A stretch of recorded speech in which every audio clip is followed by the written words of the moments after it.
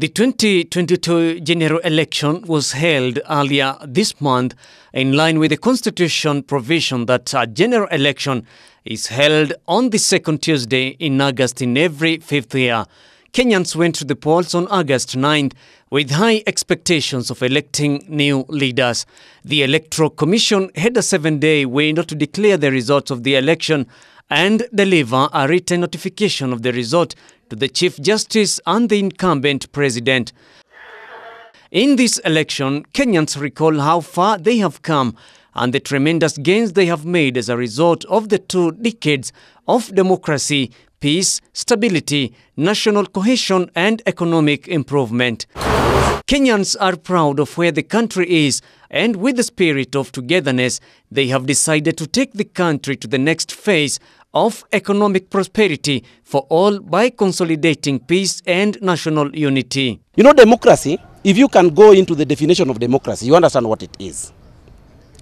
Democracy in this country has been aided by one character called Raila Amolo Odinga, a person who has been fighting for the same word, democracy.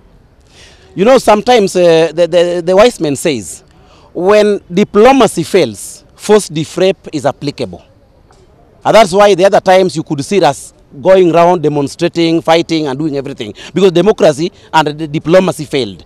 Bas Kenya vile tunaendelea, demokrasi yetu inaendelea. That's why mimi naamini koti yetu ya Kenya Supreme. I believe it.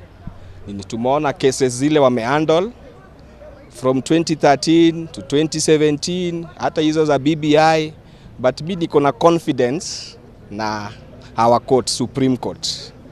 Juu ile verdict watatoa itakuwa justice for Kenyans. Also, to me, what I'll say about Kenyans is that I'm happy that actually we are at peace, and simply because the greatest reason is because I believe we have matured, specifically that we have learned to live our lives away from politicians. Manake kuhusiana na hii swala la nchi kwa kimya ni jambo la busara kabisa. Ukiangalia vijana wengi saizi wamechanuka.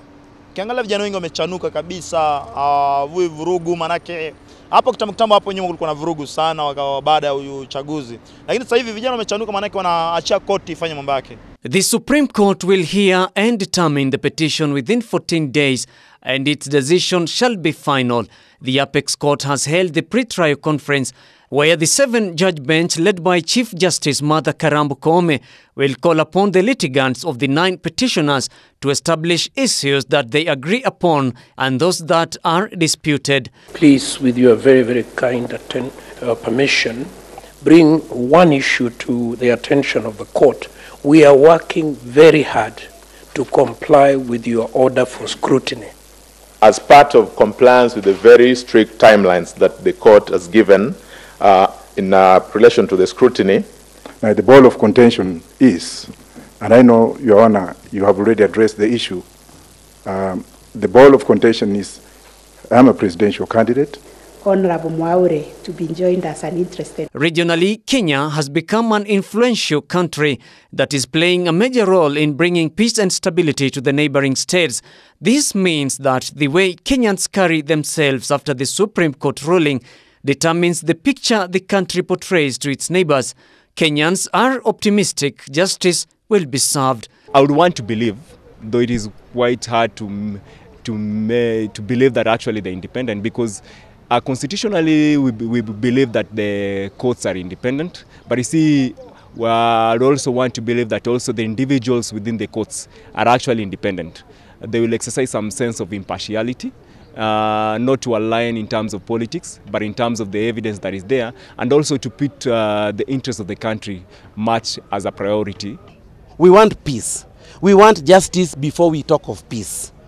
And our democracy shall have been proven beyond reasonable doubt if the courts themselves can serve us the same justice. And we are going to be so patient. In fact, that day, that 5th, we will all be camped there. In fact, we will have night vigil. As on 4th night, we'll be having night vigils. We pray for the country. We pray for peace and justice. So that come 5th, we get that justice pap mbio kidogo. Nimeshukuru sana Kenyans, tumekuwa mature. Even after the result, some people walikuwa na expect some violence itokee, but people remain calm. Yeye inaonyesha maturity yetu imepanda. Kwa hivyo sisi tunasema pia amani nchini Kenya na tunazidi kuomba amani, na mimi kama kijana pia ambaye nina hustle mtaani naomba zaidi amani. Wananiita baba mkubwa. Kenyans have been asked to maintain peace and unity after the August 9th elections. Despite the election outcome, the government has been appealing to political leaders to exercise tolerance and preach peace to Kenyans. Kind Stefano, Ebru TV.